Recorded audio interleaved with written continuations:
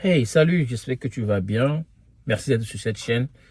Très bon dimanche et surtout, j'espère pour toi que le contenu qu'on partage sur cette chaîne est souvent attractif, instructif et utile. On est dimanche aujourd'hui et je fais cette petite vidéo parce que je voudrais, avec toi, lire un message que j'ai reçu. Je vais le retrouver dans mon téléphone et on va le lire ensemble. Je dois le retrouver. Ok.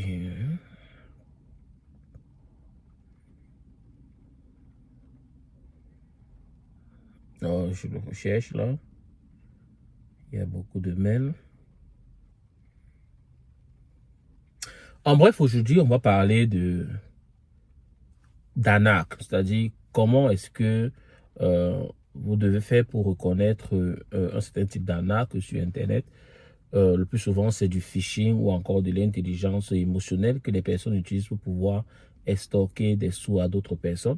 Ça peut être en rapport avec l'immigration parfois, mais aussi dans plein de domaines de la vie. Donc, je vais te lire un message. Bon, c'est vrai qu'il est en anglais. Hello friend, please permit me to share a proposal with you.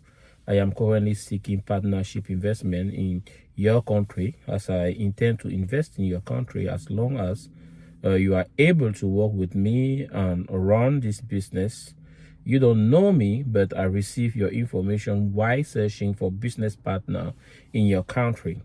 I am the chief auditing and accounting officer of a reputable bank here in the United Kingdom. In my department, we discover an amount of GBP 215,000,000, that is 21,500,000 in an account of one of our foreign clients, Mr. Robert Williams from New Jersey, USA, who died in a car accident in July 2015, along with his entire family. Since we received information of his death, we have been expecting his next of kin or relative to be the deceased as stated in our banking policy and law. But unfortunately, we have learned that all of his supposed next of kin or relative die along with him in automatic cash. No one behind the claim. Upon this discovery, I have decided to bring this business proposal to you and release the money to you as no one is coming for this client, and I do not want the government to inherit this money as unclaimed. Upon this discovery, I have decided to bring to you, c'est-à-dire il a écrit un très long message. En fait, ce type de message, on les reçoit le plus souvent dans, ça peut être dans les spams ou encore dans votre boîte email. Des personnes qui vous proposent en réalité des opportunités d'investissement parce qu'ils résident par exemple en UK, United Kingdom, en Angleterre, aux États-Unis, au Canada, et comme ça, voilà, ils sont des responsables de banque, et comme ça, il y a des personnes qui sont mortes, et dans leur compte, il y avait beaucoup d'argent, et comme ça, ils ont besoin des personnes avec qui ils peuvent investir cet argent dans votre pays. Donc, toi qui es en Afrique, tu es au Cameroun, par exemple, ou bien en Côte d'Ivoire, Burkina Faso et autres, des pays pour lesquels j'ai une petite affinité parce que vous êtes très nombreux à m'appeler depuis ces pays-là afin de recevoir des conseils, des accompagnements, des aides et autres. Donc, je partage ça avec vous. Vous recevez un mail de ce type et la personne vous dit, voilà, il veut vous apporter il veut votre accompagnement afin que vous puissiez investir dans votre pays. Donc, lui, il a les financements. De prime abord, lorsqu'on reçoit ce type de mail, on est toujours flatté. Surtout pour les personnes qui aiment bien avoir de l'argent facile, qui pensent que, voilà, comme ça, une opportunité peut tomber du ciel et les retrouver dans leur vie et comme ça, peut-être débloquer une situation, peut-être une situation de prière qui portait depuis très longtemps et donc à partir de cela, ils vont peut-être changer leur vie et changer celle de la vie de leur famille. Et donc, vous recevez un pareil mail. C'est cet email, cet email qu'on appelle le phishing mail. Ça vient sous plusieurs autres formes.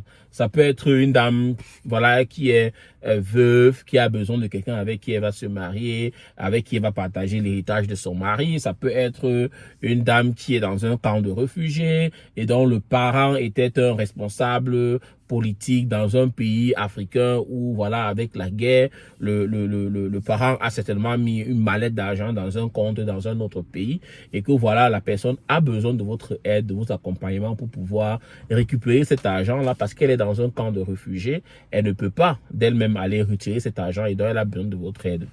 Donc, ça s'appelle du phishing en réalité. Ce sont en réalité des arnaques sur Internet qui existe depuis au moins 2006, mais dont les ingénieurs du faux actualisent tout le temps afin de, vous voyez, revenir à la charge et pouvoir arnaquer les gens. J'attire votre attention parce que beaucoup de personnes sont victimes de ce genre de choses. Et beaucoup m'ont contacté pour me demander, voilà, le plus souvent, quand je viens sur un sujet, c'est parce que j'ai reçu un mail d'une ou de trois personnes qui me disent voilà une opportunité d'affaires qui arrive là et comme ça qu'est-ce que tu en penses coach, est-ce que je peux investir dans ça et tout et tout. Donc très attention, il n'y a pas d'argent facile, il n'y a rien qui vous tombe de la tête comme ça comme investisseur et tout et tout. Et quelqu'un m'a demandé mais où est-ce qu'ils ont mon contact, ces gens, où est-ce qu'ils ont pris mon adresse email, où est-ce qu'ils ont pris mon numéro de téléphone, où est-ce qu'ils ont pris toutes ces informations là. Parfois vous allez vous dire non, c'est quelqu'un qui est proche de moi, c'est quelqu'un qui vit à côté de moi dans mon entourage qui est en train de vouloir me faire ça. Mais en réalité, je vais vous expliquer.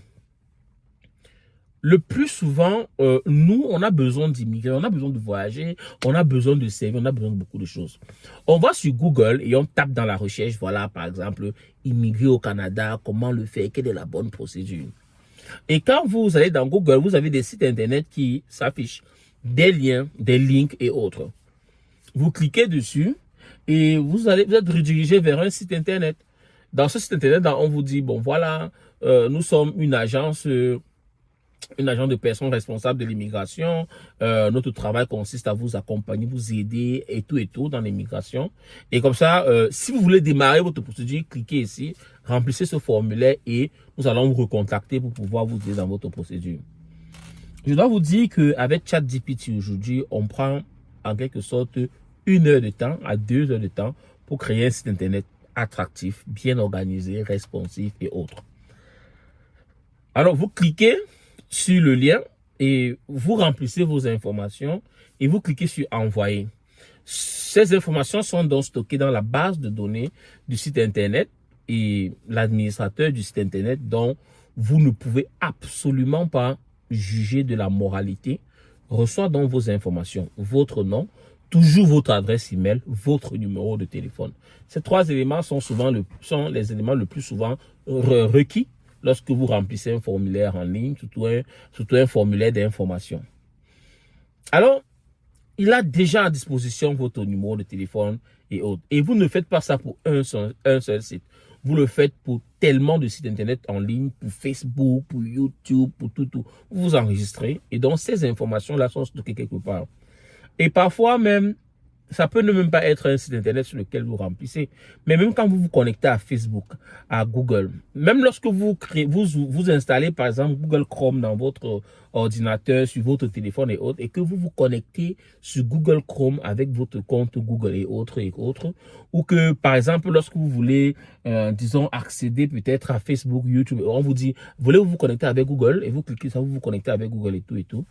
Alors, vos informations sont stockées sur des bases de données, dans des bases de données. Et les personnes qui sont dans le darknet peuvent facilement récolter ces informations-là et pouvoir les utiliser à des fins qu'on ne peut pas, que je ne peux pas, très peu catholiques en fait. Donc, voilà comment on fait pour obtenir vos informations et finalement vous proposer des arnaques. Alors, il faut connaître ce que c'est qu'une arnaque. Il faut être vigilant parce que naviguer sur Internet, c'est une chose. Vouloir, c'est-à-dire avoir des services en ligne et autres, c'est une chose. Mais il faut vraiment être aguerri. Il est bien possible de pouvoir naviguer sur Internet en mode inconnu. Lorsque vous avez des navigateurs comme Google Chrome, tu peux naviguer en inconnu. De telle enseigne que tes informations personnelles ne soient pas partagées à tort et à travers. Et avec le numérique, dès que vous avez mis quelque chose en ligne, même si vous cliquez sur le bouton supprimer, les bases de données conservent vos informations. Et beaucoup de sites Internet aujourd'hui vendent vos informations pour le marketing, pour la publicité et autres. Donc, il faut être prudent en termes de services sur Internet, d'arnaques et autres. Donc, il y a une autre méthodologie qui est utilisée et je vais vraiment prendre un peu de temps pour expliquer ça, pour que vous puissiez comprendre cette ingénierie-là, afin que vous ne vous... Je ne sais pas. J'aime pas quand on vient me voir au moment où on est déjà dans une situation et on se dit, oh, mais vous pensez, qu'est-ce qu'on peut faire? Premier cas de figure. Il y a les principes de MLM, c'est-à-dire le marketing de réseau. Vous vous rappelez peut-être les histoires avec QNet, Omega Pro. Il y a tellement de structures de ce genre. Quelqu'un qui vous dit, hey bro, j'ai un bon business là, j'ai une très belle initiative, tu sais. On est dans un petit groupe, c'est une entreprise qui fait par exemple dans les tensiomètres et autres, voilà. Ils fabriquent et vendent, distribuent les tensiomètres de par le monde entier. Et donc, comme ça, ils ont ouvert leur capital de telle enseigne que les gens peuvent investir dans l'entreprise et que donc, demain, quand l'entreprise sera en train de faire des capitaux, faire des bénéfices et autres, on va pouvoir bénéficier nous tous.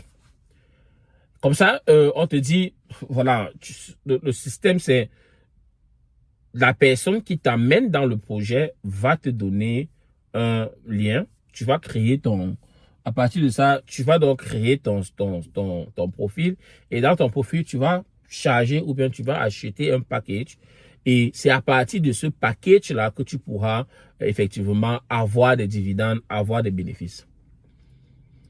Au début, c'est bien, c'est la pyramide de Ponzi, tout le monde le sait. Mais il y a beaucoup de personnes encore aujourd'hui qui tombent dans ce genre de choses, en se disant qu'ils peuvent faire de l'argent en restant tranquille chez eux et que ça peut se marcher parce que l'entreprise vend des produits. Personne ne prend la peine de mieux d'abord se renseigner sur l'entreprise en question.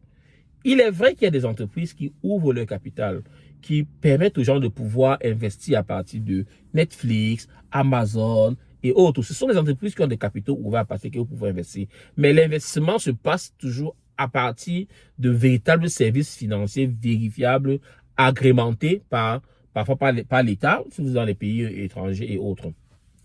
Je prends l'exemple il y a de cela 2 semaines aujourd'hui, j'ai une de mes connaissances là, qui est au Burkina Faso, qui m'appelle parce que voilà, elle a reçu d'une autre amie une proposition d'investissement dans ce sens-là.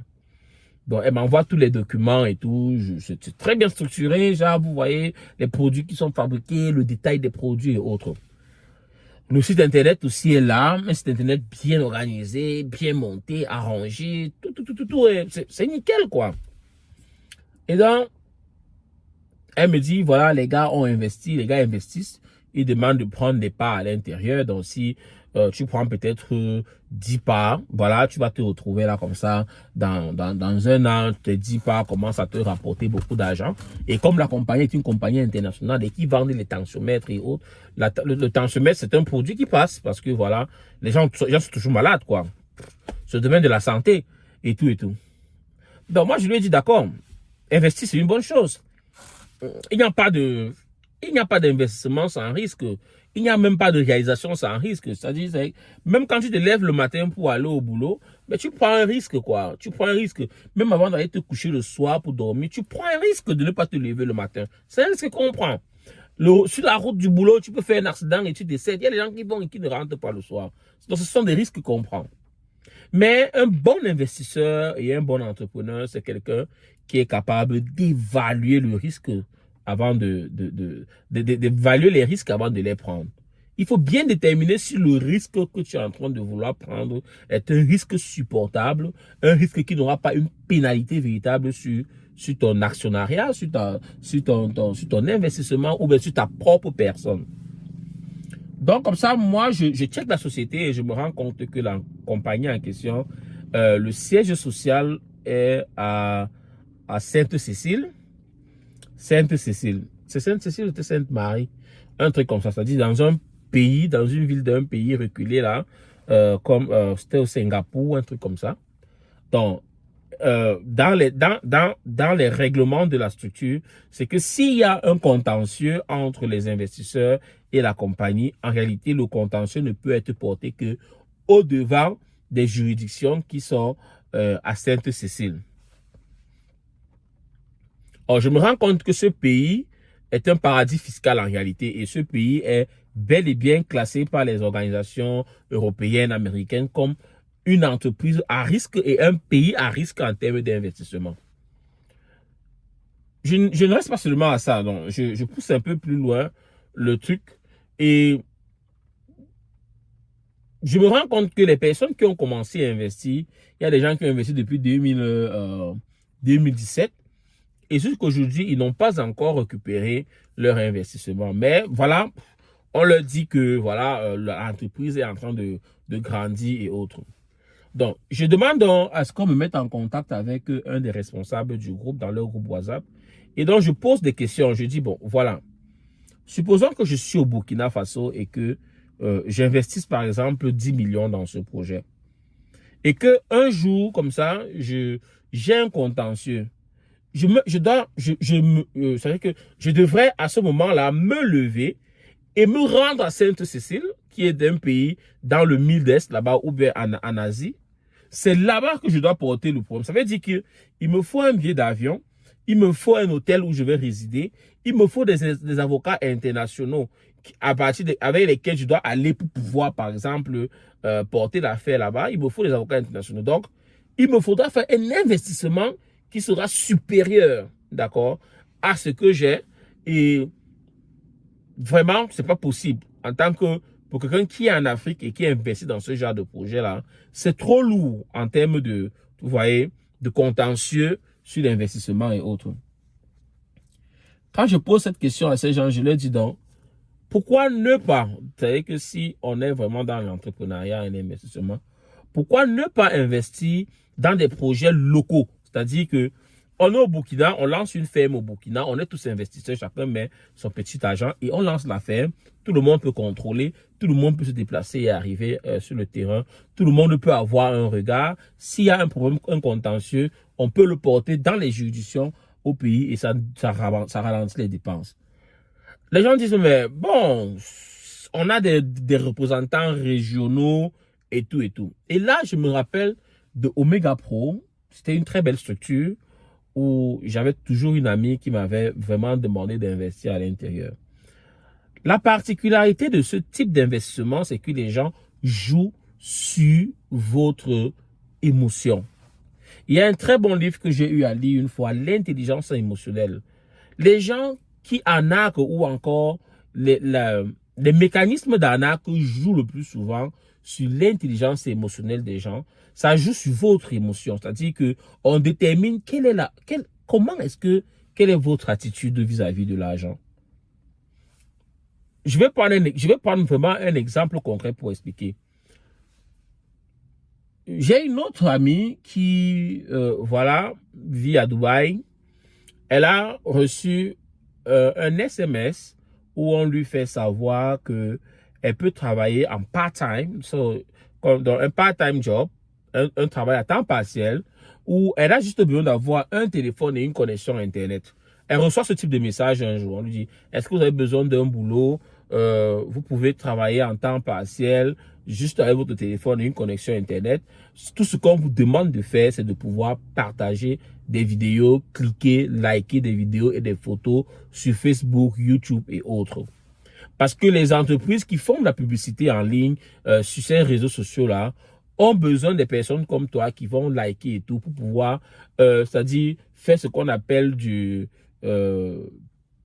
référencement organique, permettre aux gens de pouvoir avoir de bonnes positions afin que des clients qui regardent ces vidéos-là et autres puissent acheter plus. Et comme ça, ces entreprises payent de la publicité aux trucs comme YouTube, Facebook et autres. Et donc, les faiseurs de vidéos comme les YouTubers et autres se font de l'argent. Ils veulent donc partager cet argent avec les personnes qui sont prêtes à liker leurs vidéos et autres.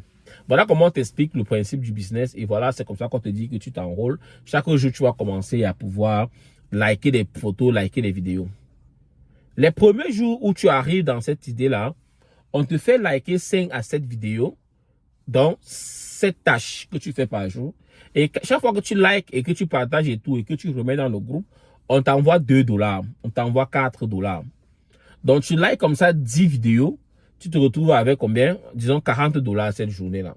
Tu es en Afrique, ça fait 6500 x 4, 6 x 4, 24, ça te fait 24 000. Donc, disons 6500 francs, ça fait $40. Oui, ça fait 6 x 4, 24. Donc, tu te trouves 24 000 ce jour-là. Que tu as travaillé en une journée parce que tu as liké des vidéos, t'as pas cassé ton corps. À ce moment, on joue sur ton intelligence émotionnelle. On se dit, et on crée le désir en toi, tu vois, de voir, waouh, j'ai fait 24 000 aujourd'hui, j'ai juste liké les vidéos et autres, waouh. Le lendemain, lorsque tu veux liker sur les vidéos, on te fait savoir que tu ne peux pas liker aujourd'hui parce que voilà, tu n'as pas assez de crédit pour pouvoir acheter des tâches en ligne. Et là, on te dit, il faut que tu achètes un package. Le package en question coûte, par exemple, 15 000. Si tu es en Afrique, par exemple, le package coûte 15 000. Et voilà, avec ça, tu pourras en quelque sorte profiter